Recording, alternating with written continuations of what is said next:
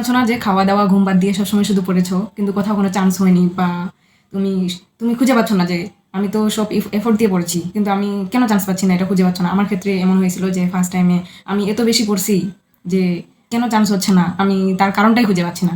First টাইমে হয় কি যে প্রথমে পড়ার এনার্জিটা অনেক বেশি হয়, তো অনেক বেশি প্রথমে পড়ে ফেলে। তো আমরা সবসময় মানে যেটা পড়ি ওটা কিছুক্ষণের মধ্যে সাময়িকভাবে মনে থাকে, তারপরে কিন্তু ভুলে যাই।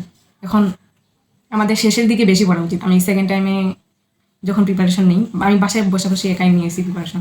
আমি কোনো কোচিংয়ে ভর্তি হইনি, সেকেন্ড টাইমে শুধু এক্সাম বেঁচে ভর্তি ছিলাম। তো ফার্স্টের দিকে কম কম করে পড়া উচিত, এবং এবং শেষের দিকে পরীক্ষার আগে আগে একদম 100% লেভেলের এনার্জি নিয়ে পড়তে হবে। মানে সব কিছু রিভাইজ দিতে হবে, যে আগে পড়ছি এমন মনে করা যাবে না যে আগে পড়ছি হচ্ছে এটা তো আমি আমি পারবো।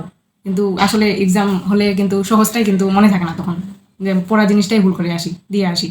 শেষের 10 দিন আমি হচ্ছে মানে ফুল 3 মাসের পড়া আমি 3 বার শেষ করছি। আর আমার মনে হয় অফলাইন কোচিং করা টাইম ওয়েস্ট ছাড়া কিছু না।